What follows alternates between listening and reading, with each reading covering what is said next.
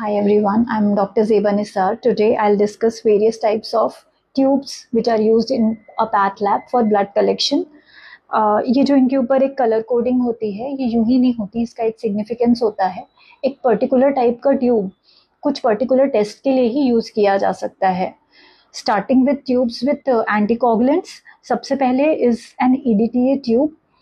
ये एक purple cap के वजह से आइडेंटिफाई किया जा सकता है बहुत इजीली, और इसके ऊपर लिखा भी होता है EDTA. It can come in various salts. What I use is a K3 EDTA. इसमें एक 2 ml का सैंपल मार्क होता है। इस मार्क तक ही हमें सैंपल लेना होता है। अगर हम इससे कम सैंपल लेंगे तो जो सैंपल है वो डाइल्यूट हो जाएगा। इसके यूजेस जो भी हेमेटोलॉजी के मेजर टेस्ट होते हैं जैसे कि CBC, PS for opinion, PS for MP, retic count, sickle cell, HB electrophoresis, ये सब का सैंपल इसी ट्यूब में कलेक्ट किया जाता है। इसके अलावा एक जो बहुत ज़्यादा फ्रीक्वेंटली एक गलती होती है लोगों से, अमोनिया का सैंपल हमेशा ईडीटीए ट्यूब में लिया जाता है। It's always blood ammonia and never serum ammonia. Okay, इसके डिसएडवांटेज ये होता है कि इस ट्यूब में कलेक्टेड सैंपल के कोअगुलेशन स्टडीज नहीं हो सकते हैं, और हेमेटोलॉजी एनालाइजर्स पे इससे सूडो थ्रोम्बोसाइटोपेनिक ब्लड पिक्चर आती है, which is a headache for us. It's a separate topic, I will take a separate video on this. Next is a fluoride tube. इसका कैप हमेशा ग्रे कलर का होता है। जो सॉल्ट यूज हो रहा है दैट इज फ्लोराइड ऑक्जेलेट। इसमें भी प्रॉपरली 2 ml सैंपल होना चाहिए, अदरवाइज रिजल्ट्स में वेरिएशन हो सकते हैं। इसमें हम हर तरह का जो ग्लूकोज टेस्ट होता है, फास्टिंग, TP2, GCT, वो हम इसमें लेते हैं। अगर इसमें सैंपल नहीं लिया तो क्या होता है, वो मैं उस बात पे मैं थोड़ा स्ट्रेस करूंगी। ग्लूकोज मॉलिक्यूल जो होता है इसकी एक प्रॉपर्टी होती है कि ये इन विट्रो डिग्रेड होता रहता है। ओके, और इसको जो एंजाइम डिग्रेड करता है उसे बोलते हैं इनोलेस।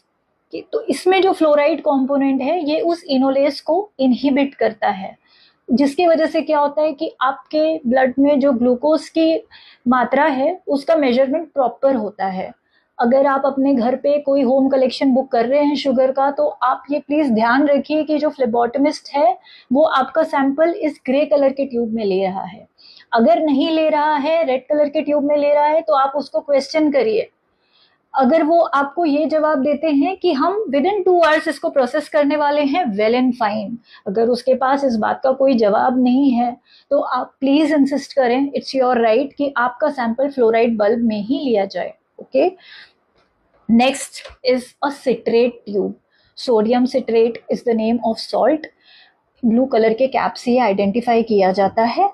इसमें लिए हुए सैंपल से कोगुलेशन स्टडीज होते हैं, जैसे कि पीटी, एपीटीटी, आईएनआर का कैलकुलेशन या डी डायमर। इसमें सैंपल डाइल्यूट हो जाता है, इसलिए ये सीबीसी एनालाइजर्स के लिए ये सैंपल यूज नहीं कर सकते हैं। नेक्स्ट इज ये ग्रीन कैप वाला heparin tube. Lithium heparin preparation में ये आता है। इसका डिसएडवांटेज ये है, ये इतना ज़्यादा यूज़ नहीं किया जाता, ये आपको ज़्यादातर लैब्स में दिखाई भी नहीं देगा। इसका डिसएडवांटेज ये है कि ये थोड़ा एक्सपेंसिव है ये, और दूसरा इससे अगर इसके लिए हुए सैंपल से अगर हमने स्मीयर बनाया तो उसमें पूरा ब्लू बैकग्राउंड आ जाता है, तो ये मॉर्फोलॉजी देखने के लिए यूज़ नहीं कर सकते हैं। इसका मेनली यूज़ किस में होता है, ऑस्मोटिक फ्रेजिलिटी टेस्ट में इसका यूज़ हो सकता है। एबीजी लेवल्स, एबीजी लेवल्स में इसका यूज़ किया जा सकता है, या फिर अगर कोई इमरजेंसी बायोकेमिस्ट्री टेस्ट्स हैं, आप क्लॉट आने तक का वेट नहीं कर सकते, तो इसमें सैंपल लेके सेंट्रीफ्यूज करने के बाद जो प्लाज्मा बचता है उस प्रकार से, जिस प्रकार से आप सीरम पे सैंपल लगाते हैं, वैसे इसके प्लाज्मा से आप बायोकेमिस्ट्री के सारे टेस्ट कर सकते हैं। So this is about heparin. Next, this is a clot activator tube. ये इसमें इस ट्यूब में लिए गए सैंपल से सारे जो सीरम के जितने भी टेस्ट होते हैं, इम्यूनोएसिस, बायोकेमिस्ट्री, इलेक्ट्रोलाइट्स, हार्मोन्स, एवरीथिंग, ये बहुत काम का ट्यूब है। और इसको क्लॉट एक्टिवेटर क्यों बोलते हैं, क्योंकि इसमें एक एलिमेंट होता है सिलिका, जो कि क्लॉट बनाने के प्रोसेस को थोड़ा फास्ट कर देता है। तो ये सबसे ज़्यादा यूज़ होने वाला ट्यूब होता है लैब में किसी भी। Next is a plain tube.